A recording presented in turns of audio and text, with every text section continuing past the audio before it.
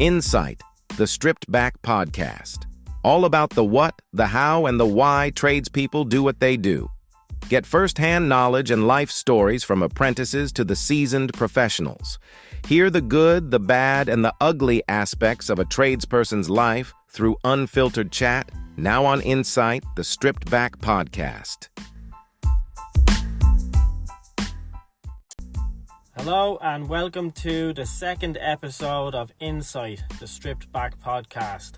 It's the podcast where we shine a light on hard-working tradespeople and the unsung heroes who keep our world running smoothly. I'm your host, Stephen Buckley, and over the course of this season, I'm excited to bring you the inspiring stories and the unfiltered opinions from those who work with their hands to make a difference. Talking about unfiltered, next up, it's the overload, so let's get into it.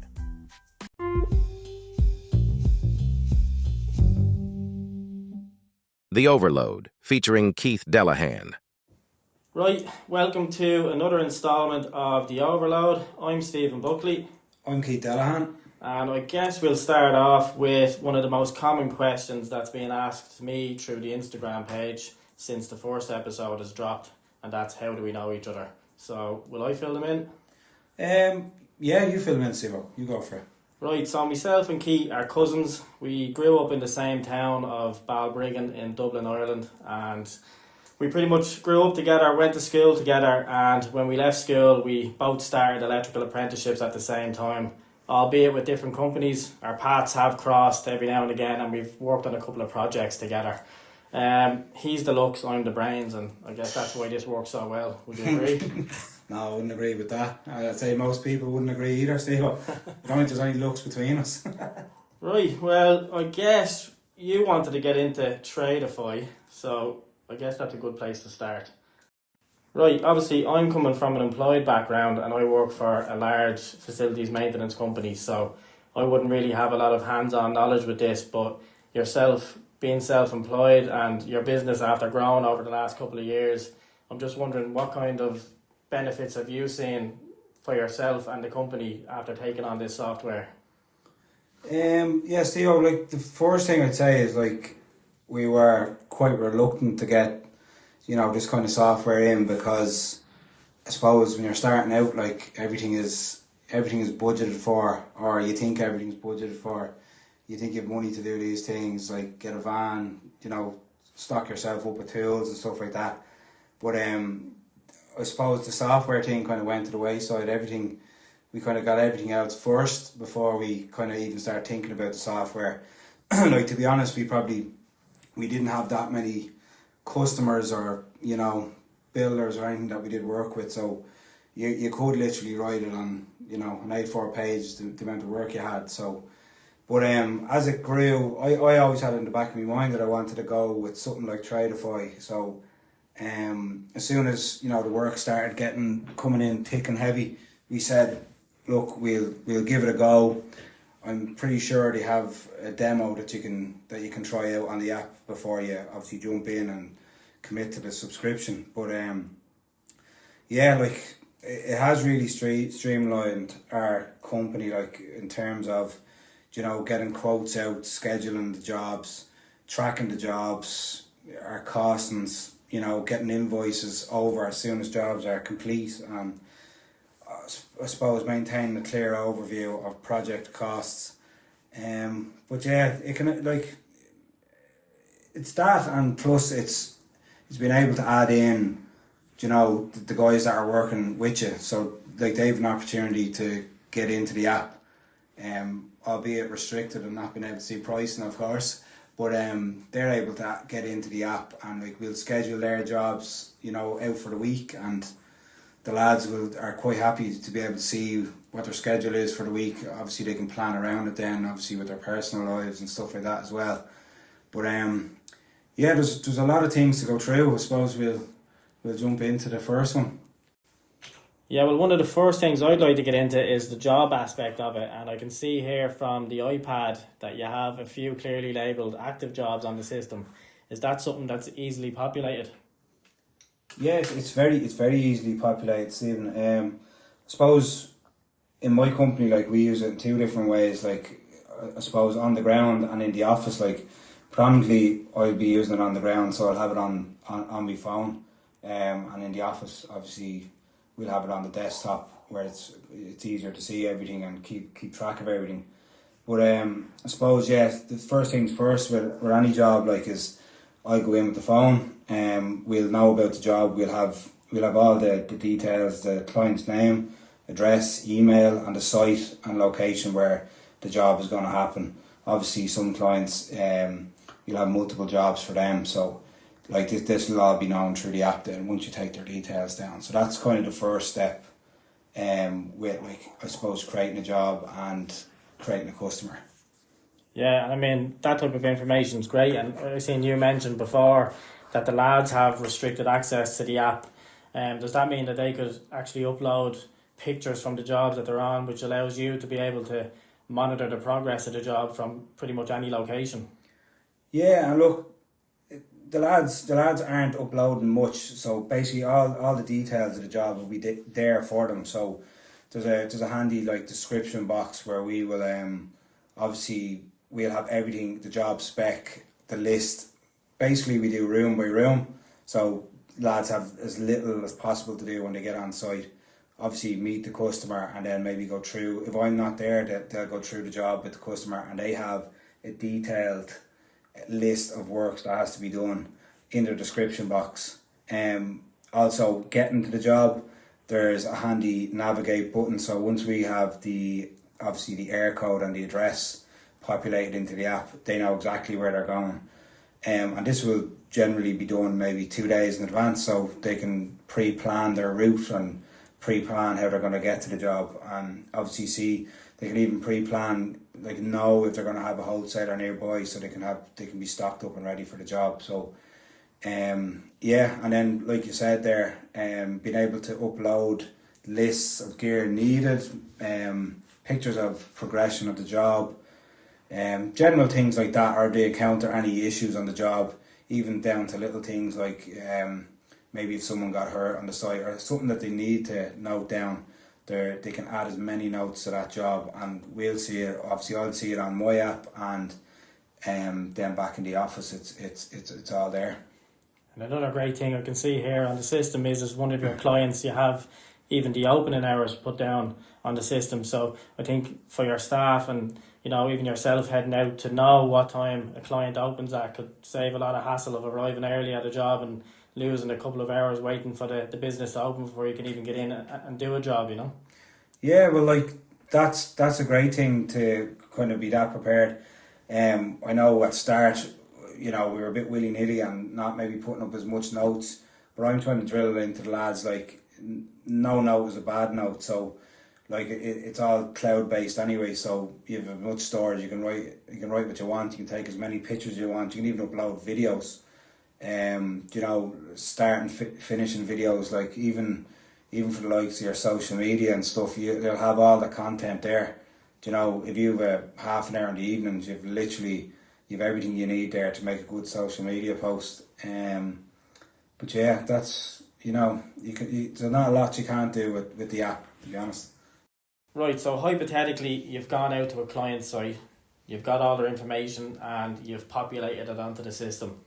You've got a job coming up for them, you're going to list all your items and you want to get the job quoted for. How do you go about doing that? So like you said, right, we've been out on the site, we'll have all our listings done. We'll go back. Obviously, we have price lists in the office, so we'll go through the listing that we went through with the customer. We'll price all that up.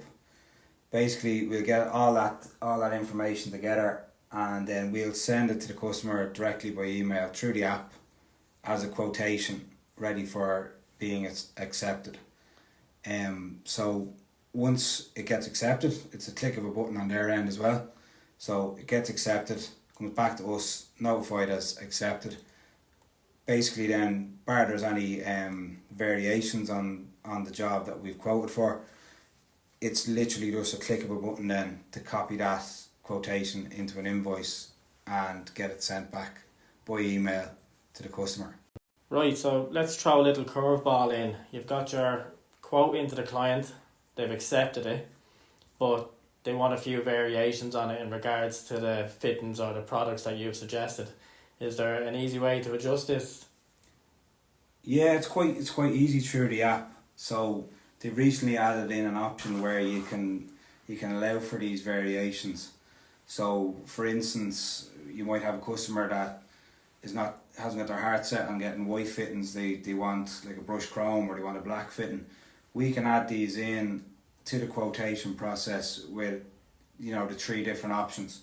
So basically, with a click of a button, the customer can pick which one they want, and they'll obviously see the pricing attached with that decision. So it just makes it a lot easier for them.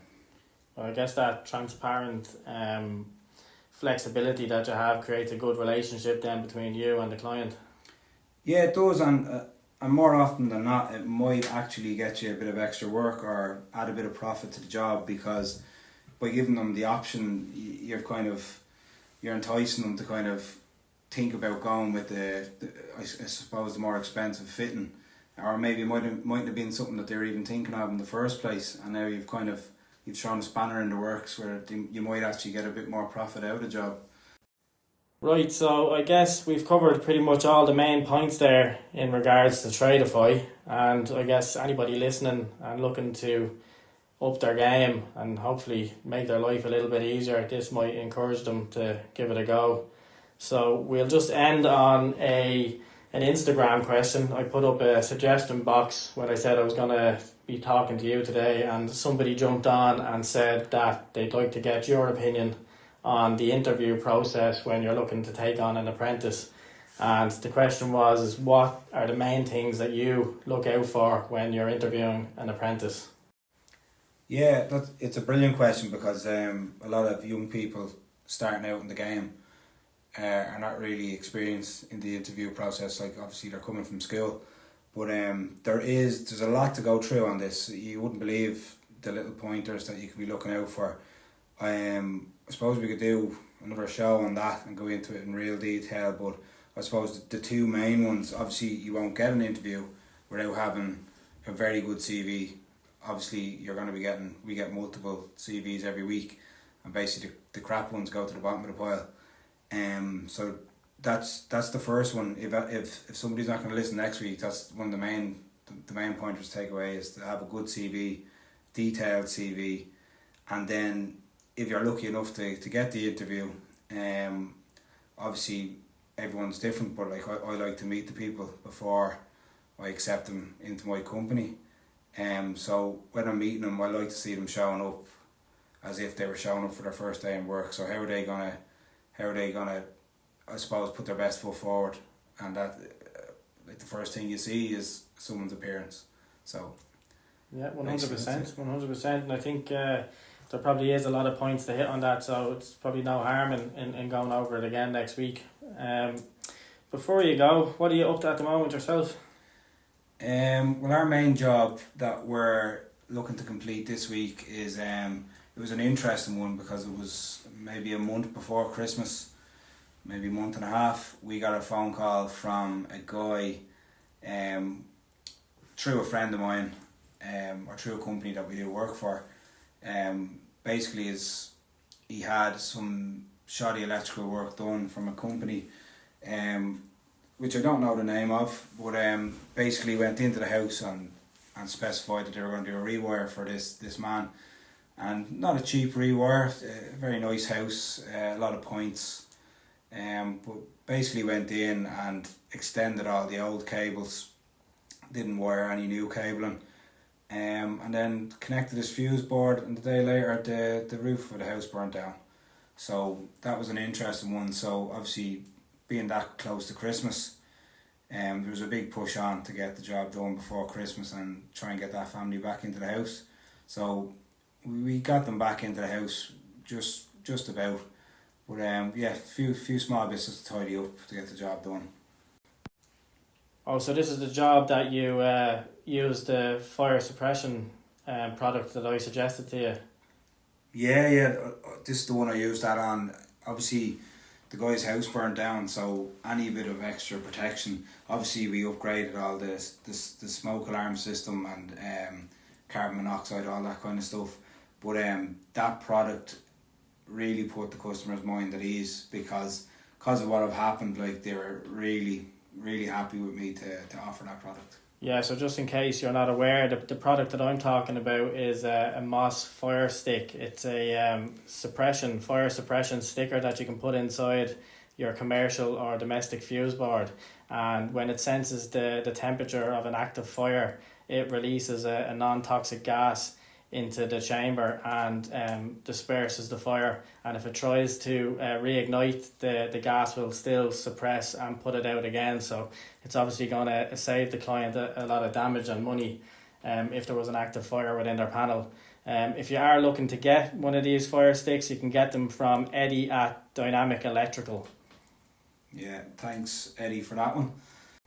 Right, I think we've covered a good bit on this instalment of The Overload. I guess we better wrap it up because I've got Jack Duignan coming on the show for an interview. So I guess I'll talk to you next week, Keith. Thanks, Stephen. Yeah, I can't wait to hear from Jack. Very interested in see how he's doing things down his neck of the woods. Thanks again, Stephen. Take it easy.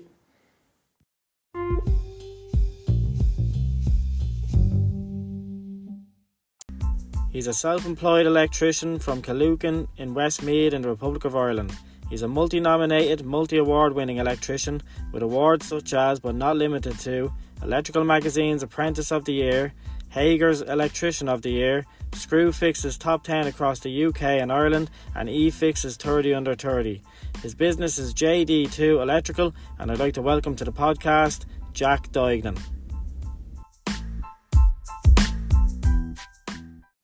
Jack, thanks for taking the time out of your busy schedule to come on the show today. You're a hard man to lock down. It's no bother at all, Stephen. Thanks very much for having us on. No problem. I appreciate you doing this for me. I've been a follower of yours on Instagram for a while now, and I admire the rise that you've had in your career right through from being an apprentice to being a self-employed electrician. But if we were to take it back to the start, what made you want to get into the electrical game? Yeah, so I was working for my first job out of school. I was working for a company labouring on site, and we were starting at 7 o'clock in the morning and finishing at 6 o'clock in the evening. There were long old days, and I'll never forget it. I was shoveling up rubbish around the site one morning, and I seen the Sparkies walk in at 8 o'clock, and they swanned around the place, done their few bits or whatever, and we were left kind of tidying up after them for the day. But they packed up their tools and left the site at 3 o'clock while we were still hanging around till 6. So ever since that day, I just kind of looked up to being a Sparky and knew it was something I wanted to do.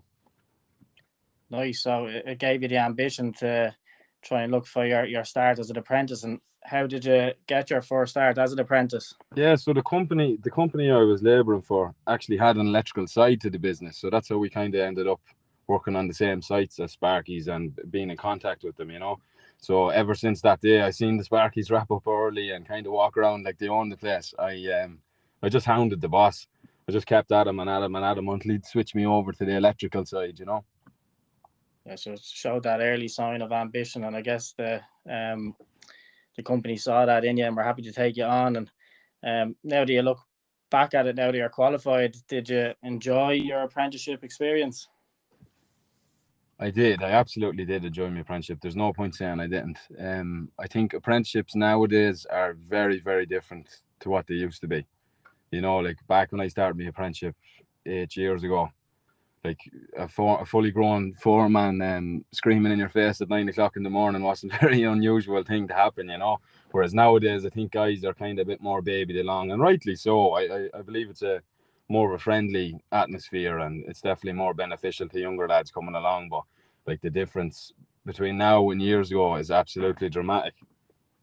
Yeah, the conditions that qualified electricians created for apprentices when I was learning was to abuse and to bully them until they broke or gave up, and that inflicted mental health issues not only onto me but colleagues of mine, and a lot of people with great potential were forced out of their apprenticeships due to physical and verbal abuse. I was luckily enough able to switch companies and found out that not every company was the same, and the outfit that I finished my apprenticeship with nurtured and saw their apprentices as moulds that they could train and utilise after they qualified. And you know, it was very hard to get the best out of an apprenticeship when I was going through it, but How did you navigate your apprenticeship to make sure that you got the best out of it? So I kind of took a different route to apprenticeship than the standard route, like I kind of, when I started my apprenticeship, everybody gets the same thing, your dad says, yeah, you have to stay with the same company now, be a company man, stay with the same company for 40 years and you'll get on well, and you'll get your pension, you'll get this, that and the other. But like the goal for me was always to be self-employed. So I kind of just picked and chose where I wanted to work.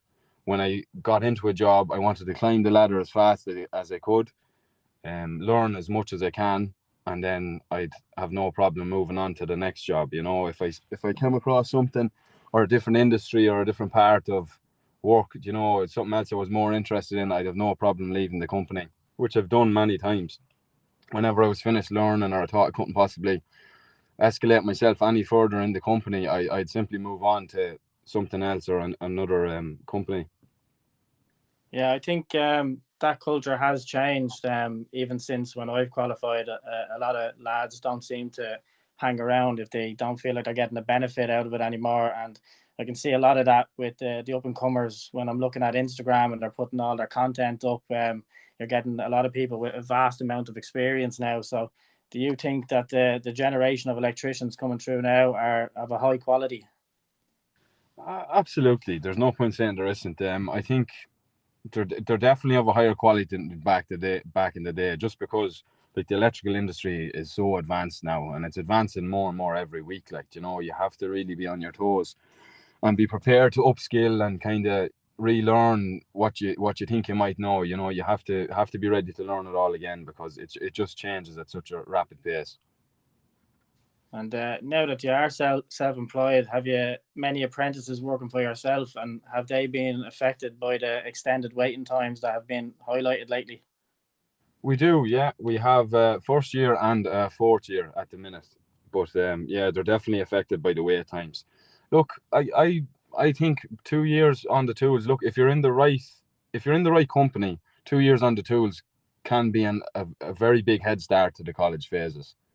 Now, I understand that you're not going to be learning any theory on site and stuff like that, but like I'd like to think with the training I'm giving my guys that they're definitely going to be ahead going into phase 2 rather than behind, that kind of way. Yeah, I guess if they're getting the hands-on experience and they're getting paid at the end of the week, then it's only a benefit to them. Obviously we can understand about the wait times, but like you said, if they're getting the hands-on experience, it's not fully wasted. So how easy did you find the process of going self-employed? And what advice could you give to any apprentices or employed electricians that are looking to have that goal for themselves as well? Yeah, so the process itself wasn't too bad. I couldn't really find any information anywhere exactly black and white what you need to do to become self-employed. It was kind of, you had to ring this guy and ask him. I kind of rang up a few local guys there and asked him what did he do, and a lot of them couldn't really tell you. There's nothing really black and white, which I think really is a problem. That when you're finished your phase 6, maybe there should be some sort of follow-up to it, that that the avenue is there for you, that it's in black and white exactly what you need to do. But as for advice, I just tell anybody who's interested in doing it just to do it. Like, people are waiting around, they wait their whole lives waiting for the perfect moment to do things, and certainly when I started out, it definitely wasn't the perfect moment. I heard a lot of people say you have to have X, Y, and Z. You have to have massive funding, you have to have a year's work ahead of you, to do it. I believe genuinely, if you really want something to happen for you and you're willing to work and you're committed to work it will happen regardless of the circumstances. So the best thing and the best advice I could give to anybody thinking about doing it is to just jump in and just get to it. And obviously you go in self-employed and you move into having to do your pricing and scheduling, and it's your own money now. So do you get any help in regards to any of this? Oh, definitely. We have an office administrator at home, my partner, and we absolutely lost without her. She does an awful lot of that stuff for me. She helps me out in any way she can. She does the payroll and stuff like that. It takes an awful lot of pressure off me. But as for the invoicing and stuff like that, and you're a good, like, there's lots of brilliant software out there. Like, there's loads of apps, and it really is. I'd imagine it's a lot easier than it was back in the day. With technology and how it's advanced and stuff like that, you really have an edge compared to years ago. Yeah, with technology at the fingertips now, I think our generation are very lucky, compared to the lads having to sit down every evening with the pen and paper. So even as an employed worker, my mind is always active and I'm always thinking about what's next. But do you ever get a chance to fully switch off when you're self-employed, or is your mind always active? Absolutely not. Absolutely not. No, you don't get a minute, and there's no point saying you do. Look, if that's what you're signing up for, like that's you really have to be ready to be 365 days a year, 7 days a week. It is all go. There's no point saying you do get downtime, because you don't. It's something I'm really working on since January, to try and really switch off when I can, and just put the phone down. Don't try not to think too much about work, but it really is impossible. When you've so many jobs on and so many people expecting so much of you, it really is hard to switch off. Yeah, I think there's excessive demands and pressure put on self-employed people, especially when they're first starting out and they're trying to get their business on their feet. And I think that brings it back to a mental health issue again. And I follow a few people on Instagram who try to champion talking about mental health. And one of those is Rob from the Mind Your Head podcast. And I think he does a great job in smashing the stigma around mental health. But do you think mental health is a big issue within the trade industry at the minute for apprentices and for qualified tradespeople, especially after COVID? Absolutely. I really do. I really think it's even more prominent now. Like, every second person you meet now is openly having issues, with anxiety and depression and stuff like that. It's terrible to see, but I think it's definitely more talked about than it used to be. But there's still a long way to go with it. I really think that people in supervision roles in companies should definitely receive full mental health training. It is very important, especially for the younger lads coming through. Like, supervisors on sites are really a lot more. They have more responsibilities there than just teaching you how to use your tools. That kind of way. Like, it's guiding young lads. It's guiding the next generation. It's showing them how they should be acting. And it's definitely stuff around mental health. They should be able to touch on that and touch base with younger guys and make sure everybody's okay, on site, because at the end of the day, you're all working together for the same goal. You should be able to look out for each other.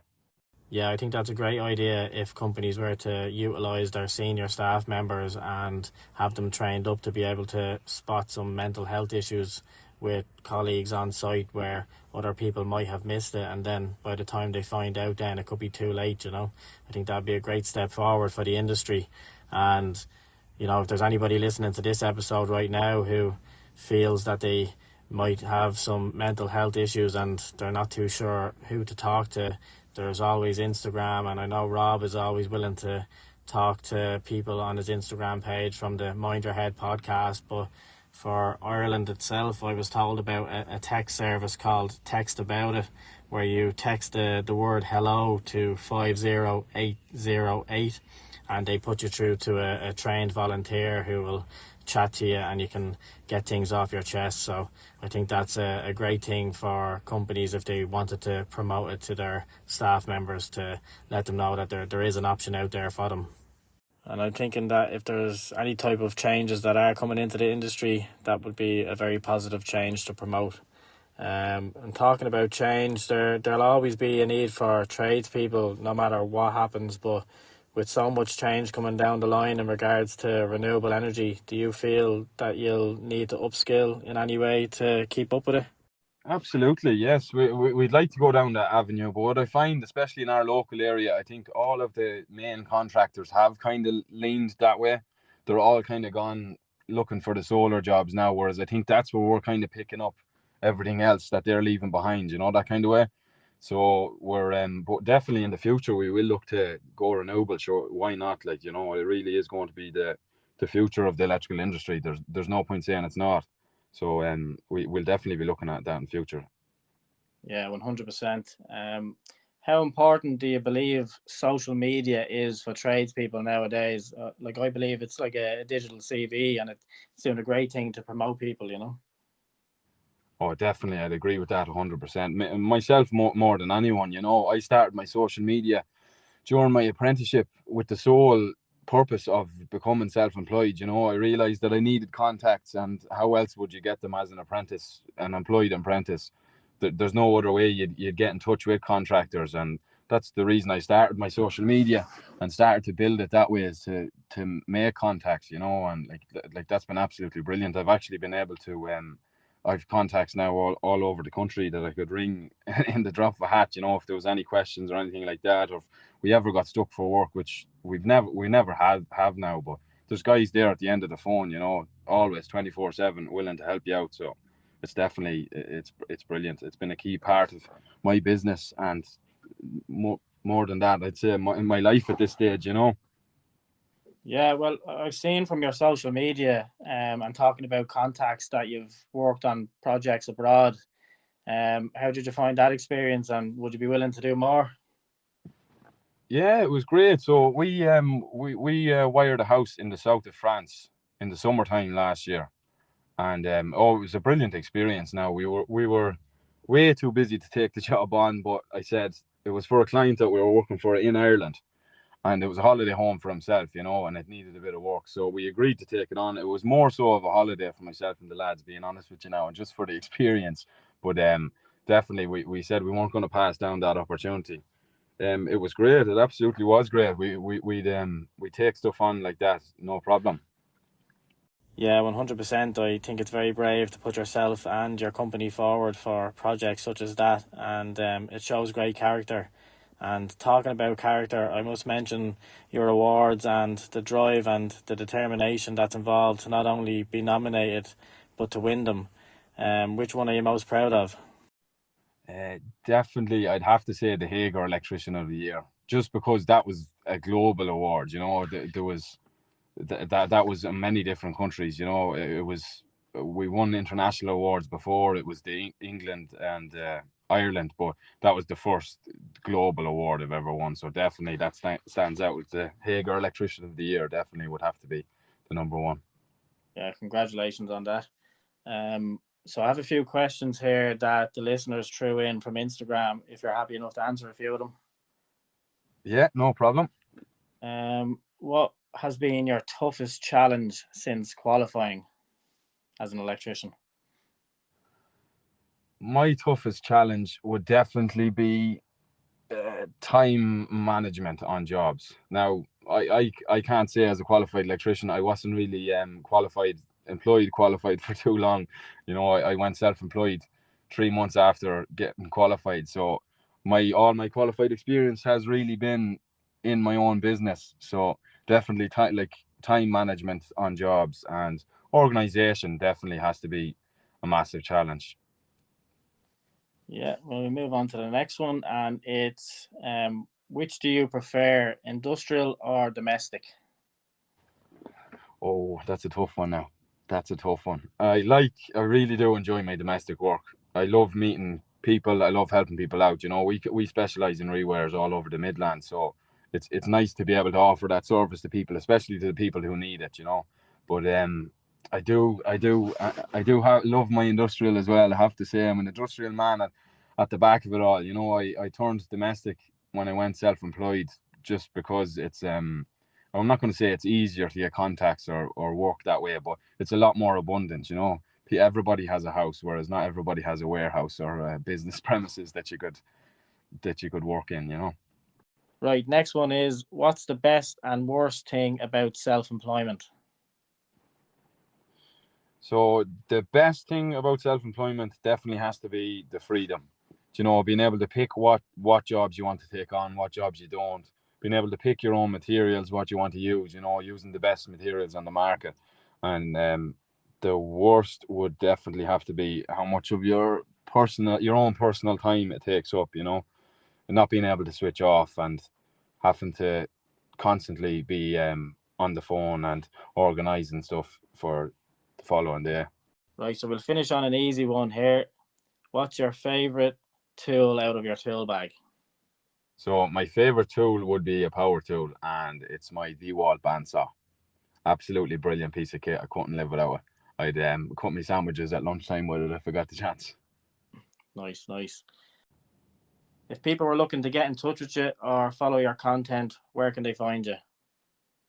Yeah, so we have a Facebook page. It's JD2 Electrical Contractors for any business related questions. I'd advise them to go that way. And then my personal Instagram is JD2_the Electrician. Right, so we'll end on an easy one, which is my own question. And I'm putting together a season 1 playlist, and each guest I get on is able to add one song onto it. What is your song of choice? Shipping Up to Boston by Dropkick Murphys. Great choice, Jack. Look, thank you, Jack, for coming on, and I wish you and your company the best for 2024. And now I'm going to play you out to your song choice. Take it easy, Jack.